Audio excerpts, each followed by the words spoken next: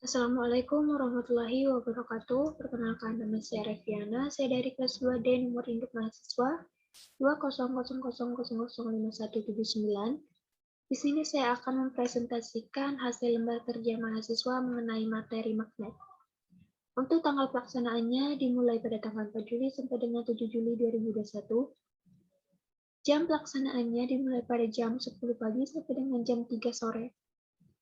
Jadwal pelaksanaannya: yang pertama, menyiapkan alat pada hari Minggu 4 Juli 2021, mengerjakan kegiatan 1 Senin 5 Juli 2021, mengerjakan kegiatan 2 Senin 5 Juli 2021, mengerjakan kegiatan 3 Selasa 6 Juli 2021, mengerjakan diskusi Selasa 6 Juli 2021, mengerjakan simpulan Rabu 7 Juli 2021, presentasi menggunakan Zoom Rabu 7 Juli 2021. Untuk tujuannya: 1. Mendeskripsikan cara membuat magnet dari bahan di sekitar. 2. Membuat magnet dengan cara induksi digosok dan dialiri arus listrik. 3. Membuat kompas sederhana menggunakan alat-alat di sekitar. 4. Menentukan arah medan magnet. Kemudian untuk alat dan bahan, yaitu yang pertama magnet 1 buah, penggaris plastik 1, lilin 1, jarum jahit 1, paperclip, kawat tembaga 15 cm, baterai 2 buah, bola lampu kecil 1, selotip bening secukupnya, serbuk besi secukupnya, gunting 1 buah, cutter 1 buah, kertas HPS 1 lembar, styrofoam, gabus atau kertas 1x2 cm, angkat 2, silet 1 buah, piring plastik kecil 1 buah, paku 2-3 cm.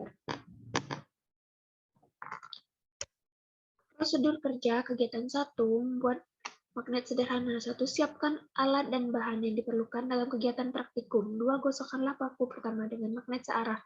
5-10 menit dekatkan dengan jarum atau paku, paperclip, silet, lilin, kertas penggaris plastik, penggaris dan plastik, amati apa yang terjadi. Kemudian, yang ketiga, tempelkan paku kedua dengan magnet selama 5-10 menit, dekatkan dengan jarum, paku, paperclip, silet, lilin, kertas penggaris plastik. Amati apa yang terjadi. Yang keempat, lilitlah paku dengan kawat tembaga dan sambungkan pada baterai dan bola lampu, dekatkan dengan jarum, paku, paperclip, silet, lilin, kertas penggaris plastik. Amati apa yang terjadi, bandingkanlah hasil pengamatan langkah 2, 3, dan 4 menggunakan tabel hasil pengamatan kegiatan 1. Kegiatan 2, membuat kompas sederhana. 1. Siapkan alat dan bahan yang diperlukan, piring plastik, air, kertas, styrofoam, gabus, jarum, dan silet. 2. Isi piring plastik dengan air secukupnya. 3. Letakkan silet di atas air secara horizontal dan amati apa yang terjadi. 4. Letakkan kertas styrofoam gabus di atas air sebagai tempat meletakkan jarum. Gosokkan jarum ke magnet secara searah sebanyak 30 kali, kemudian letakkan jarum di atas kertas styrofoam gabus pada langkah 4. Amati apa yang terjadi serta dokumentasikan. 6. Silakan putar kertas styrofoam gabus ke segala arah, selatan, timur, barat, dan lain-lain. Selain arah utara, jika styrofoam berputar kembali ke arah utara, maka kompas yang dibuat berhasil. Kegiatan 3. Mengetahui arah medan magnet. 1. Siapkan alat dan bahan yang diperlukan. Kertas HPS, magnet, dan serbuk besi. 2. Letakkan magnet di atas kertas HPS, kemudian taburi serbuk besi, amati apa yang terjadi, dan jangan lupa didokumentasikan. Kemudian, hasil pengamatan kegiatan 1. Yang digosok, jarum menempel, paku menempel, paperclip menempel, silet menempel, lilin tidak menempel, kertas tidak menempel, penggaris tidak menempel, plastik tidak menempel. Kemudian, untuk induksi, jarum menempel, paku menempel, paperclip menempel, silet menempel, lilin tidak, kertas tidak, penggaris tidak, plastik tidak. Kemudian dialiri arus listrik, jarum menempel,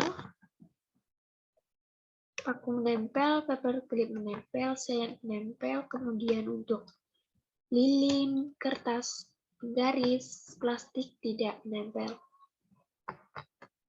Hasil pengamatan kegiatan 2, silet dan jarum membuat kompas ini. Hasil pengamatan ketiga, besi.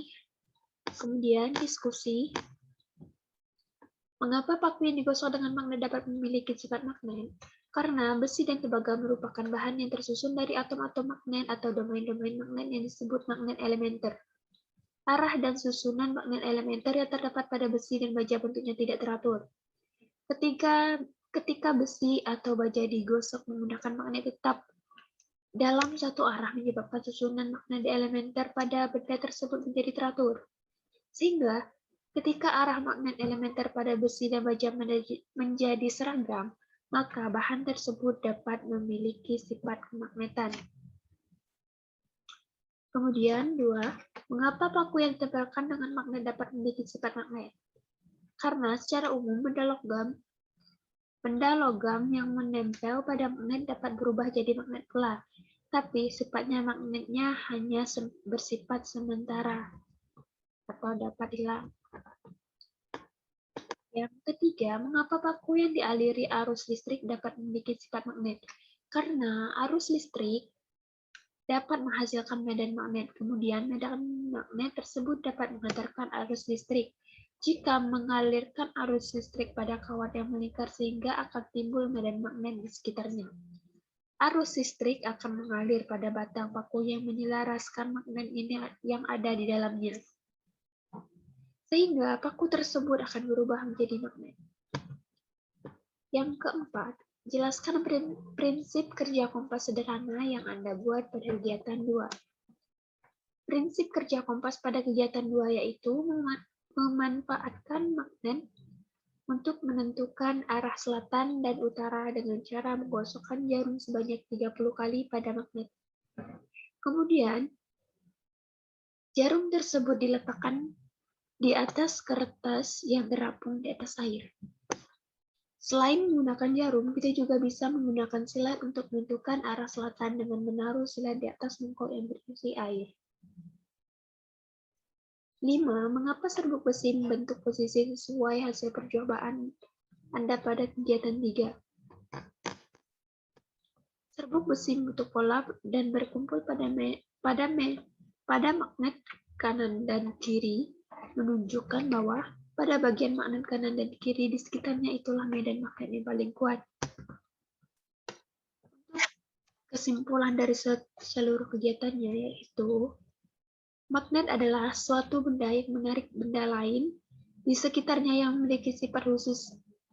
Ada 3 cara membuat magnet sederhana, yaitu yang pertama dengan menggosokkan magnet permanen dengan benda ferromagnetik seperti besi, kobalt, niken, dan baja. Yang kedua yaitu induksi magnet permanen, yaitu dengan mendekatkan bahan ferromagnetik dengan magnet permanen tanpa perlu bersentuhan. Yang terakhir yaitu induksi elektromagnetik, yaitu arus listrik yang dapat menghantar magnet dan kemudian magnet juga dapat menghantarkan arus listrik. Mungkin cukup sekian presentasi dari saya. Jika ada salah kata, saya mohon maaf. Wassalamualaikum warahmatullahi wabarakatuh.